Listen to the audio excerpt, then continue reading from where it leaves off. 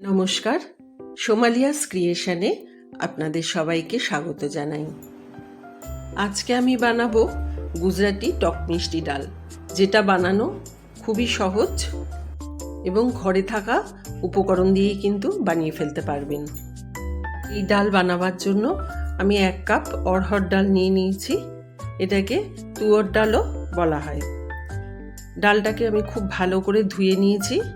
ধুয়ে এখন প্রেসার কুকারে দিয়ে দিলাম। প্রেসার কুকারে আমি 4টে সিটি দিয়ে নামিয়ে নিচ্ছি। দেখুন, ডালটা কিন্তু খুব ভালোভাবে গলে গেছে। এখন একটা কড়াই নিয়ে নিয়েছি।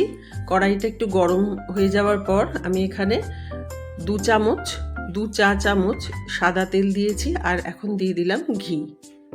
বেশ কিছুটা ঘি দিয়ে দিলাম। ঘিটা গরম হয়ে গেলে আমি একে একে এর মধ্যে সমস্ত উপকরণগুলো দিয়ে দিচ্ছি।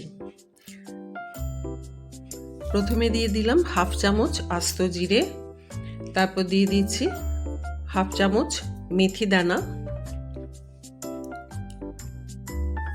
এবার দিয়ে দিচ্ছি অল্প হিং, তার সাথে দিয়ে দিলাম কিছুটা কারি পাতা।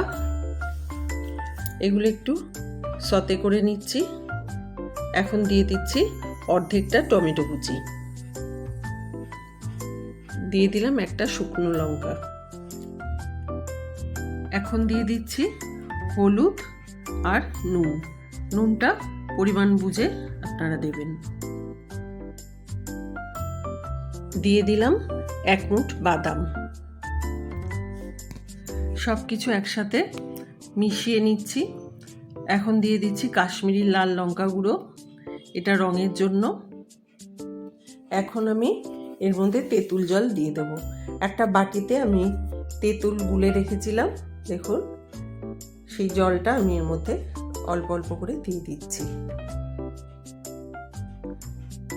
এই টক মিষ্টি ডাল খেতে কিন্তু ভীষণই ভালো লাগে। আপনারা অবশ্যই বাড়িতে এইভাবে একবার বানিয়ে দেখবেন।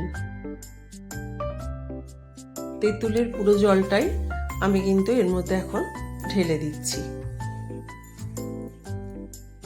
আর এর মধ্যে দিয়ে দিচ্ছি 1 চামচ গুড়।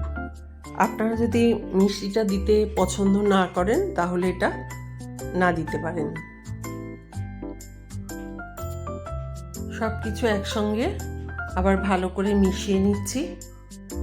এখন যে ডালটা সেদ্ধ করে রেখেছিলাম সেই ডালটা এর মধ্যে দিয়ে দিচ্ছি।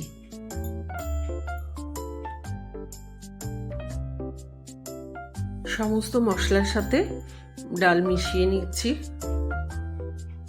এই টক মিষ্টি ডাল কিন্তু আপনারা ভাতের সাথে খেতে তো পারেনই, আর এমনিও কিন্তু ব্রেকফাস্টে শুধু শুধুই খাওয়া যায়। আমার গুজরাটি টক মিষ্টি ডাল তৈরি হয়ে গেছে।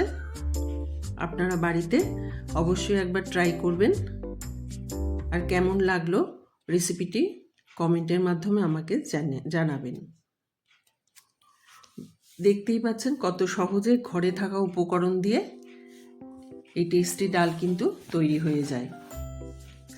আমার রেসিপিটি যদি ভালো লাগে তাহলে আমার চ্যানেল সোমালিয়াস ক্রিয়েশনকে একটা লাইক, শেয়ার ও সাবস্ক্রাইব করার জন্য অনুরোধ রইল। সবাই ভালো থাকবেন, সুস্থ থাকবেন। আবার অন্যদিন এরকম সহজ রেসিপি নিয়ে আপনাদের কাছে চলে আসব। ধন্যবাদ।